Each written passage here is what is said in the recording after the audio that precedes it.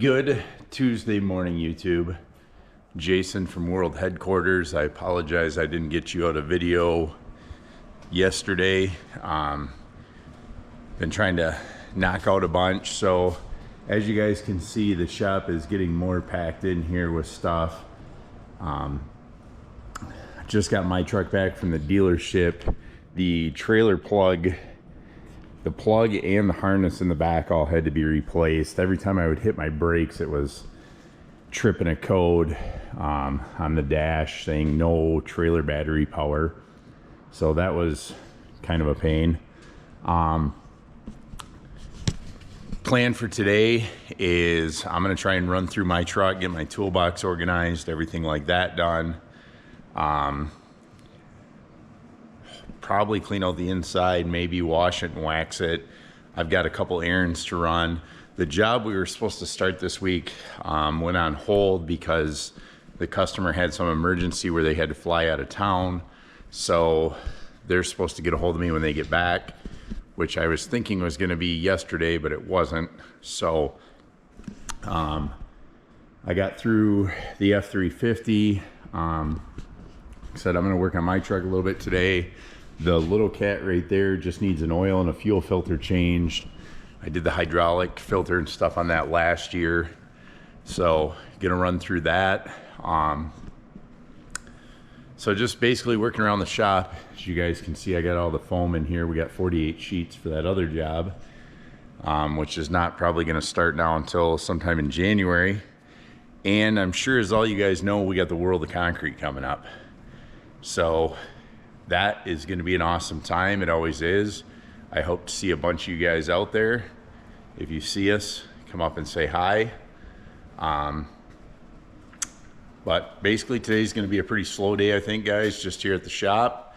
So wanted to check in, say hi. I will keep you guys posted. Good Wednesday morning, YouTube. Jason, Intricate Concrete, World Headquarters. Still no updates on our pole barn job and the other floor. Yesterday, got my truck finished up. Just got to throw the seat covers back on. I got the old 216B in here. So, drained the oil filter, pulled the air filter, pulled the fuel filter. Project for today is I'm gonna get the oil changed in this thing, the fuel filter, get it primed back up, get her greased, probably wash this thing off if it stops snowing outside, and this thing will be good to go on its yearly maintenance. So this is my little project for today as it stands. This has been a pretty good machine. Got, I don't know, just over 2,000 hours on it. Pretty much use this one around the shop right now a lot, and we take it out on some jobs. It's nice because it's a narrow little guy, fits in backyards easy if we got a fence. The majority of the time though, we're using the 259D3, the track machine. So this is going to be my little project for today, guys. I'm going to work on this. Not a lot going on yet, but I will keep you posted. So I hope everybody's getting their Christmas shopping done. For Christmas, I would like you guys to like, share, and subscribe to the channel. Thanks, guys.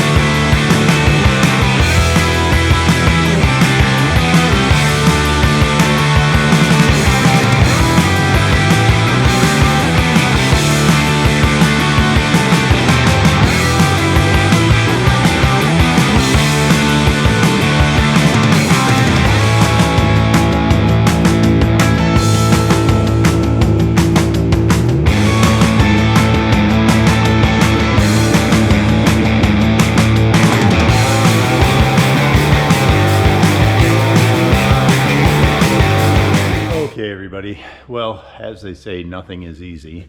So you guys saw I got the oil change, the fuel filter change, went to start the machine, just clicking. I had to throw the jump box on it.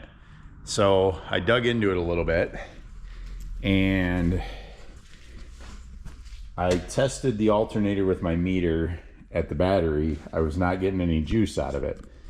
No charge, only showing like 11.8 volts. I should be up over 13. So I checked it at the alternator, was not getting anything out of the alternator. Well, then I wiggled the alternator, noticed the alternator was basically loose. So this bracket was loose that goes up and holds the alternator up here. I found out that this bolt that holds the top alternator bracket is, as you can see, broke off right there. And that caused the bottom bolt to be loose, so the alternator was doing this, wobbling. So now what I'm gonna do is, this is broke off. I tried grabbing it with vice grips. Of course that doesn't work.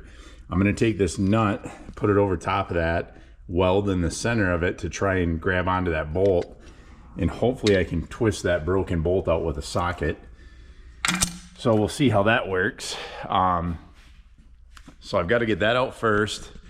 Then I've got to take the alternator to the auto parts store and have them actually check it, because it either A, is bad, B, went bad from bouncing around, or wasn't getting enough tension on the pulley and wasn't putting out enough to charge the battery.